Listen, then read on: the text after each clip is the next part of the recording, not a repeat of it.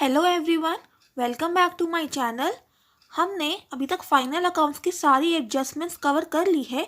अब हम क्या करने वाले हैं, फाइनल अकाउंट्स में पूरा प्रॉपर क्वेश्चन सॉल्व करने वाले हैं, जिसमें हमें ट्रेडिंग अकाउंट भी बनाना होगा, प्रॉफिट एंड लॉस अकाउंट भी एंड बैलेंस शीट भी। और इस क्वेश्चन में हमें एडजस्टमेंट्स भी गिवन है, तो हम देखेंगे अच्छे से कि ये क्वेश्चन कैसे सॉल्व होता है। इस क्वेश्चन का कुछ भी पार्ट स्किप मत करना, अदरवाइज प्रॉब्लम होने वाली है। अगर आप इस वीडियो को प्रॉपर अच्छे से देखोगे, समझोगे, तो आपको कोई प्रॉब्लम नहीं होने वाली है। तो चलिए स्टार्ट करते हैं।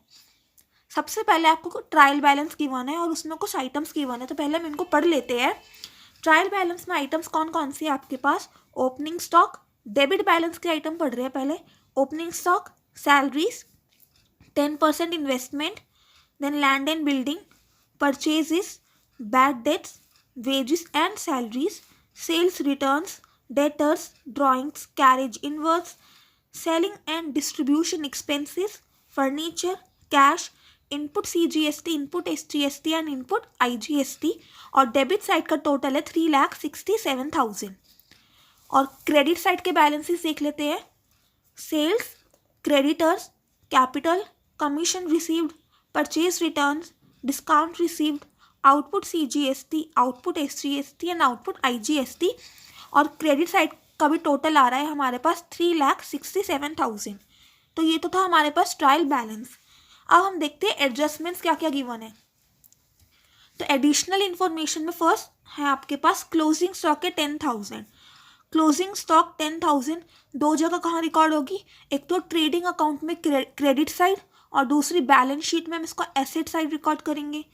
नेक्स्ट आउटस्टैंडिंग सैलरीज है आपके पास 1,000 और अक्रूड कमीशन है 2,000। ये हम ऑलरेडी देख चुके हैं कैसे हम करते हैं। उसके बाद थर्ड एडजस्टमेंट है depreciation is to be provided on furniture at the rate 10%, इससे हम करने वाले हैं। फिर है further bad debts are ₹2,000, create provision for doubtful debts at the rate 2% on debtors. Next है हमारे पास goods of ₹1,000 withdrawn by the proprietor for personal purpose, they have been purchased by paying IGST at the rate 18%। और last adjustment है हमारे पास managers are to be paid commission at the rate 5% of net profits after charging such commission. तो ये managers commission भी हम देख चुके हैं, इसमें क्या बोल रहे हैं 5% of net profit after charging such commission. ये इंपॉर्टेंट पॉइंट है। तो ये तो हमने पूरा क्वेश्चन एक बार पढ़ लिया। अब इस क्वेश्चन को मतलब कोई भी क्वेश्चन फाइनल अकाउंट्स का, उसको करने का सही तरीका क्या है कि आप तीनों अकाउंट्स एक साथ बना लीजिए। Trading account, profit and loss account, balance sheet, तीनों का फॉर्मेट आपको एक साथ बनाना है। अलग अलग मत करिएगा कि पहले आपने ट्रेडिंग अकाउंट बना लिया, फिर प्रॉफिट एंड लॉस अकाउंट, फिर बैलेंस शीट। आपको साइमल्टेनियसली क्वेश्चन सॉल्व करना है। जो जो आइटम्स आपके पास आती जाती है आपको उसमें पता करना है कि कौन सा ट्रेडिंग में जाएगा, कौन सा P&L में जाएगा और कौन सा बैलेंस शीट में जाएगा, और उसे आपको साथ के साथ उधर डालते जाना है। इधर देखो, मैंने तीनों ही अकाउंट्स का फॉर्मेट प्रिपेयर करके रखा हुआ है। ये मैंने ट्रेडिंग अकाउंट का फॉर्मेट बनाया, फिर प्रॉफिट एंड लॉस अकाउंट का, एंड देन बैलेंस शीट का। अब हमें एक एक करके आइटम्स को इनमें पोस्ट करना है। तो सबसे पहला आइटम जो हमें ट्रायल बैलेंस में दे रखा है, पहले हम ट्रायल बैलेंस की बात करते हैं, फिर बाद में एडजस्टमेंट देखेंगे। तो ट्रायल बैलेंस में सबसे पहला हमें दे रखा है opening stock.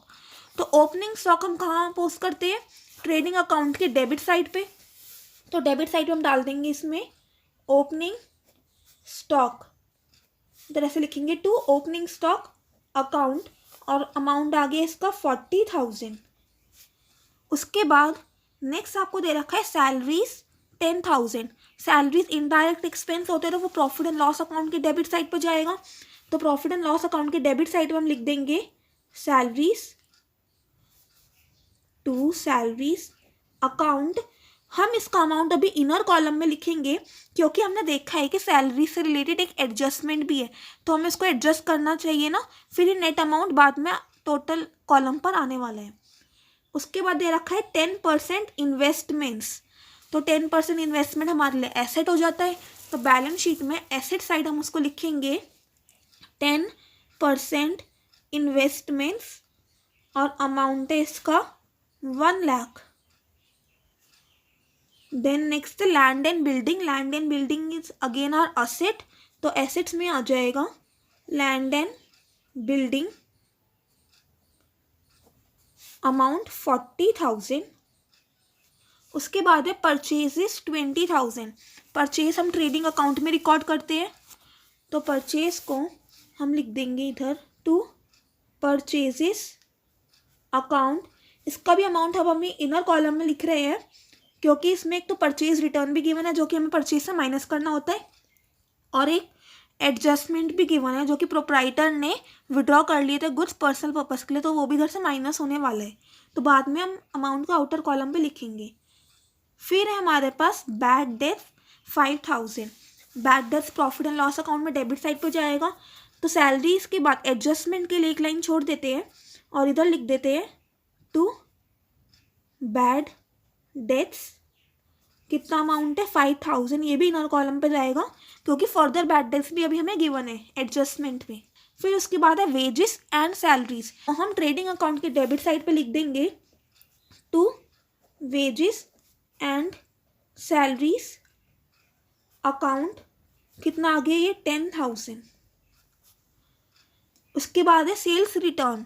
Sales return sales से माइनस होगा, तो कुछ हमारे पास सेल्स होगा, उसमें से हमें माइनस करना होगा सेल्स रिटर्न्स 4,000।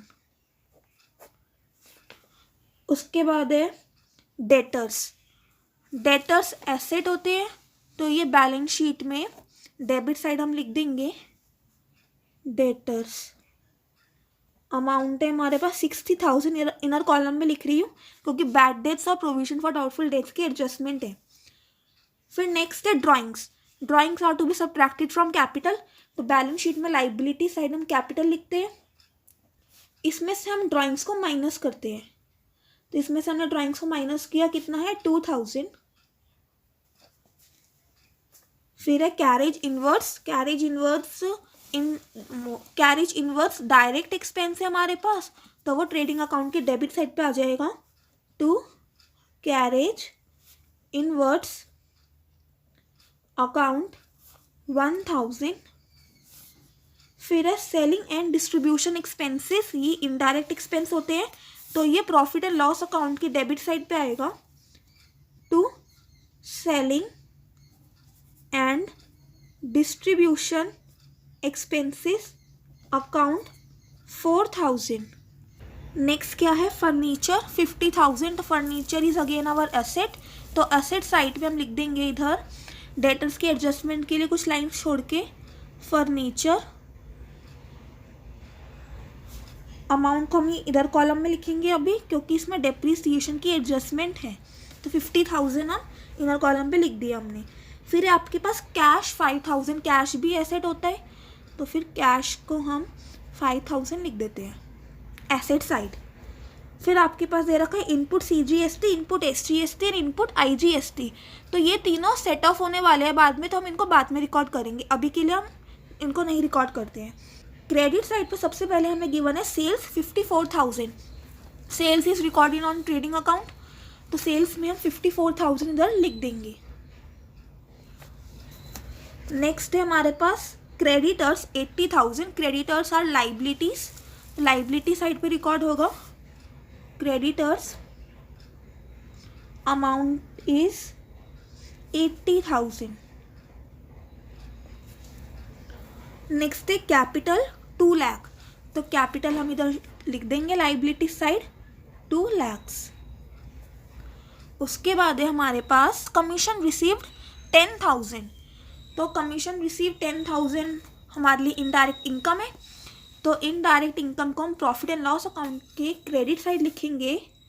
कैसे? Bye commission account amount is 10,000, तो हम इनर कॉलम में लिखते हैं बिकॉज अक्रूड कमीशन की एडजस्टमेंट भी गिवन है इसमें। फिर है हमारे पास परचेज रिटर्न 5,000, तो purchase return are to be subtracted from purchases in the trading account, तो माइनस कर देंगे परचेज रिटर्न्स। तो ये कितना अमाउंट है परचेज रिटर्न का हमारे पास 5,000 गिवन है, तो फिर 20,000 में से 5,000 हम माइनस करेंगे। नेक्स्ट है हमारे पास इसमें discount received. Discount received indirect income होती है, तो फिर ये P&L की क्रेडिट साइड हम इसको लिख देंगे bye discount received account, amount कितना है, अमाउंट है हमारे पास 8,000 का, तो ये 8,000 हमने कर दिया रिकॉर्ड।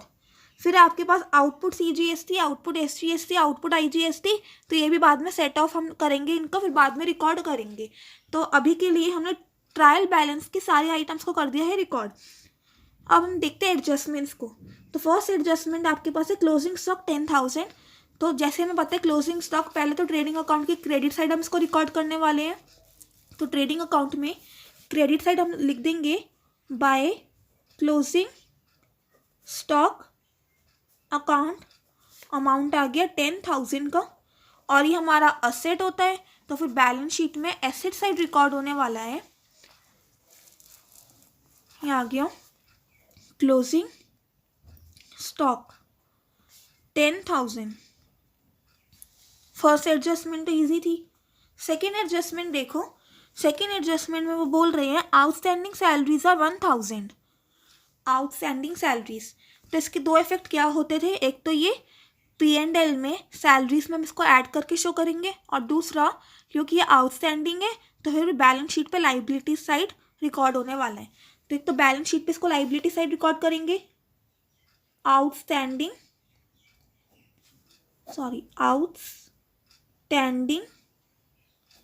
सैलरीज, अमाउंट आ गया 1,000, और P&L के डेबिट साइड पे रिकॉर्ड होने वाला है सैलरीज में ऐड होके। सैलरीज हम ऐड कर देंगे आउटस्टैंडिंग सैलरीज 1,000, तो टोटल अमाउंट कितना आ गया सैलरीज का 11,000। नेक्स्ट एडजस्टमेंट में बोल रहे हैं अक्रूड कमीशन इज ₹2,000। तो अक्रूड कमीशन हमारे लिए असेट होता है, तो ये बैलेंस शीट पे एसेट साइड रिकॉर्ड होगा।